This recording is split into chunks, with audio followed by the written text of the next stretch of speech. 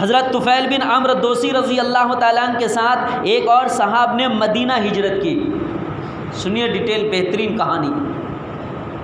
حضرت طفیل بن عمرو کے ساتھ ایک صحاب نے مدینہ ہجرت کی. وہ دوسرے صحاب بیمار پڑ گئے. تکلیف کی شدت کے باعث ان سے صبر نہ ہو سکا اور ایک ہتھیار سے اپنی انگلیوں کے جوڑ کاٹ لیے, رگیں کاٹ گئی اور خون اتنا بہا کہ ان کا انتقال ہو گیا. حضرت طفیل رضی اللہ تعالیٰ نے ان کو خواب میں دیکھا کہ وہ بہتر حالت میں ہیں. کمال ہے, خودکشی کی, اپنی انگلیاں کاٹ لی, اس کی رگیں کٹ گئی, خون اتنا بہا, برداشت نہ ہوا کہ ان کا انتقال ہوا.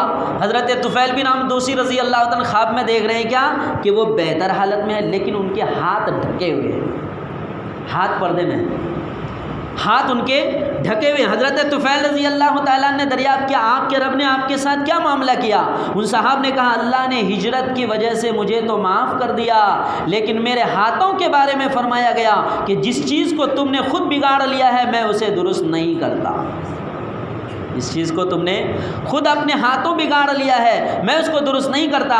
حضرت طفیل رضی اللہ تعالیٰ نے یہ خواب نبی صلی اللہ علیہ وسلم سے بیان کیا. آپ صلی اللہ علیہ وسلم نے ہاتھ اٹھا کر فوراً دعا کی, اے میرے اللہ میں اس کے لیے, ان کے ہاتھوں کے لیے آپ سے بھیک مانگتا ہوں.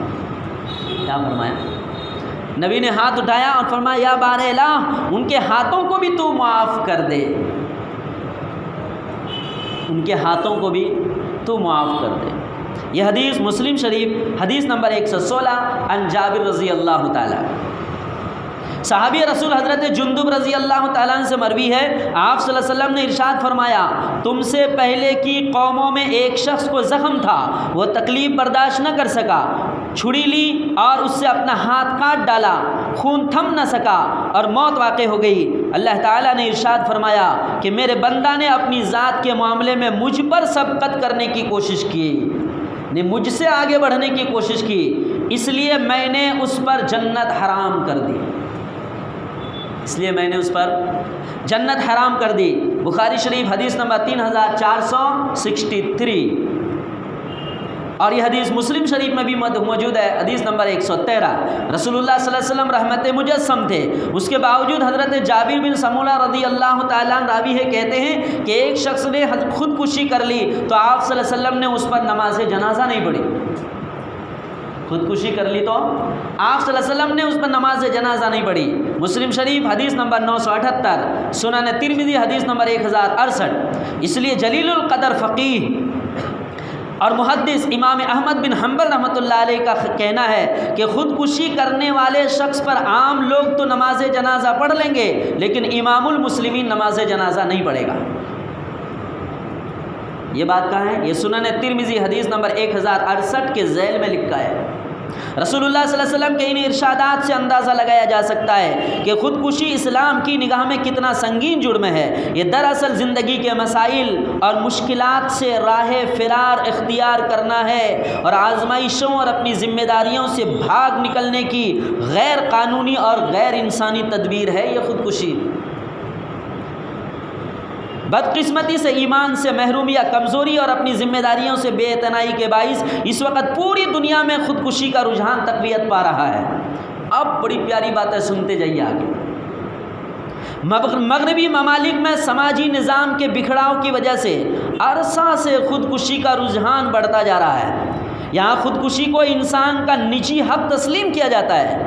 جو لوگ طویل عرصے سے بیمار ہوں ان کو بعض مغربی ملکوں میں مہلک انجیکشن لگوا کر مر جانے کی قانونی اجازت حاصل ہو گئی ہے, بلکہ ان کے ورثاء اور رشتہ داروں کو بھی اس کی اجازت دے دی گئی ہے اور اس کو قتل بجذبہ رحم کا نام دیا گیا ہے کہ بھئی جسم بستر میں تڑپ تڑپ کر مرنے سے, تڑپ تڑپ کر رہنے سے, بغیر دانے پانی کے رہنے سے, انجیکشن اور پانی پر رہنے سے بہتر یہ ہے کہ مر جائے.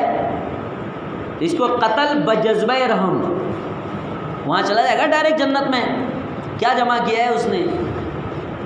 اس لیے کبھی کبھی لوگ کہتے ہیں, ایک بات پھر میں یہاں عرض کر دوں, میرے لیے تو بس مر جانا ہی بہتر ہے. گھروں میں عموماً جب بیوی بچوں کے ساتھ جھگڑے ہوتے ہیں تو کبھی بیوی تیش میں آ کے کہہ دیتے ہیں بس تمہارے سامنے میں چلی جاؤں یہ بہتر ہے. کبھی شوہر کہتا ہے تیرے وجہ سے میں چلا جاؤں نا تو بہتر ہے. تو کیا ہوگا؟ وہاں ڈائریکٹ جنت میں چلے جائیں گے آپ. کیوں جانا چاہ رہے اتنی جلدی؟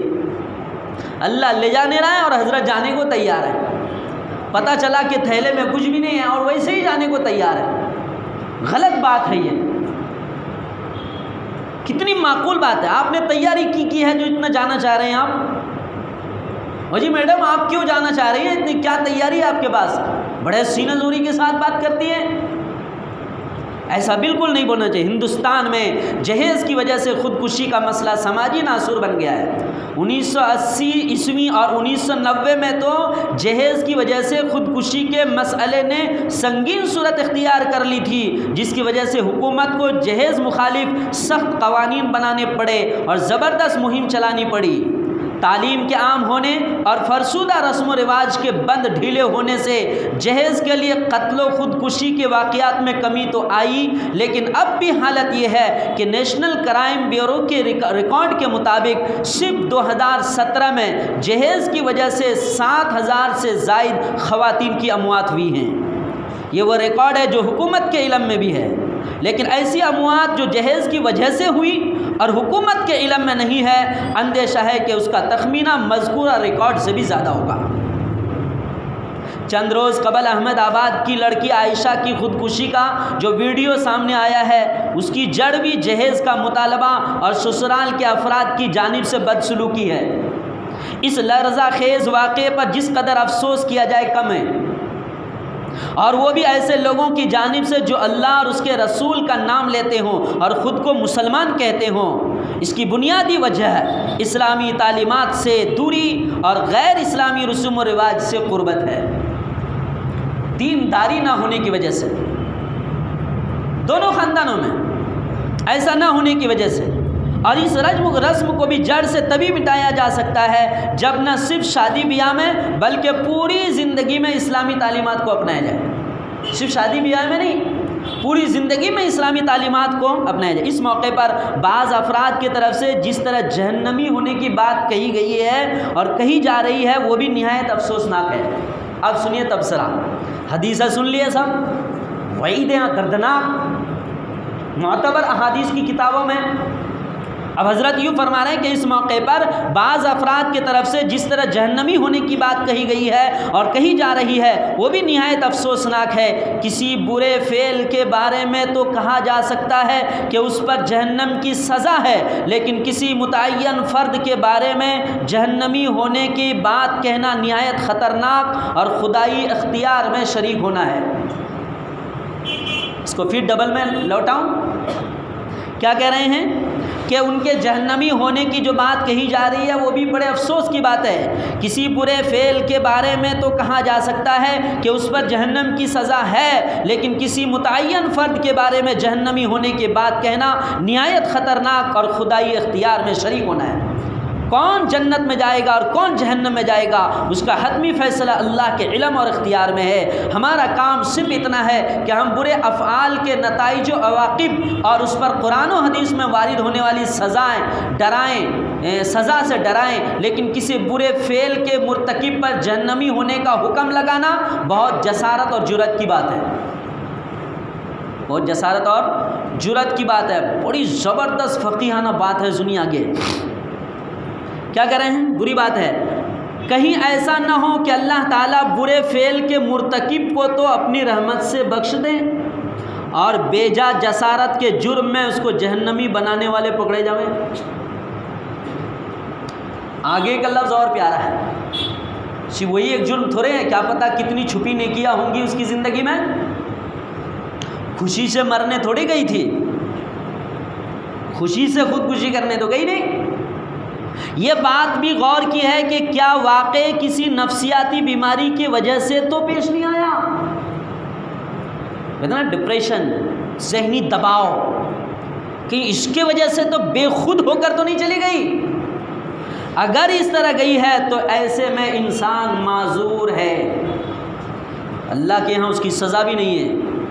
اگر ذہنی تناؤ کی بنیاد پر, نہایت ہی زیادہ ٹینشن کی بنیاد پر اس کو کوئی راہ سمجھ میں نہ آئی ہو اور اس کا ذہنی توازن بگڑ گیا ہو تو پھر وہ معذور ہے. اور جو لوگ جہنمی کہہ رہے ہیں, کس نے کہا کہ وہ جہنمی ہے؟ کس نے اختیار دیا آپ کو؟ کس نے آپ کو پاور دیا کہ آپ کسی کو اسی کو نہیں کسی کو آپ جہنمی کہیں؟ اس لیے بزرگوں ایسا کریں، دوسرے کو جہنم سے گڑھے سے بچاتے بچاتے خود جہنم میں جائیں۔ ایک آدمی کہہ رہا تھا کہ دوسروں کو گڑھے میں بچاتے بچاتے خود گڑھے میں اگر گر گئے تو کون سا فائدہ ہوا؟ خود کو پہلے گڑھے میں گرنے سے بچاؤ۔ مقام افسوس بھی ہے اور لائق حیرت بھی ہے کہ بہت سے مسلمان بھی اب اس کا شکار ہوئے ہیں۔ لائق حیرت اس لیے کہ خودکشی بنیادی طور پر ایمان کی کمزوری یا اس سے محرومی کی وجہ سے کی جاتی ہے۔ جو شخص خدا پر ایمان رکھتا ہو، یقین کرتا ہو کہ خدا دشواریوں کی سیاہ رات سے آسانی اور امید کی صبح نو پیدا کر سکتا ہے، جو شخص تقدیر پر ایمان رکھتا ہو کہ خوشحالی اور تنگ دستی اور آرام و تکلیف اللہ ہی کی طرف سے ہے، صبر و قناعت انسان کا فرض ہے، اور جو آخرت پر ایمان رکھتا ہو کہ زندگی کے مصائب سے تھکے ہوئے مسافروں کے لیے وہاں راحت و آرام ہے، اور زندگی کی آزمائشوں سے راہ فرار اختیار کرنے والوں کے لیے اللہ کی پکڑ و عذاب اور کیسے مشکل دقتوں میں خدا کی چوکھٹ پر اپنے پیشانی رکھنے یا بارگاہ ربانی میں دست سوال پھیلانے اور خدا کی رحمت سے امید رکھنے کے بجائے مایوس ہو کر اپنے آپ کو ہلاک کر لے گا۔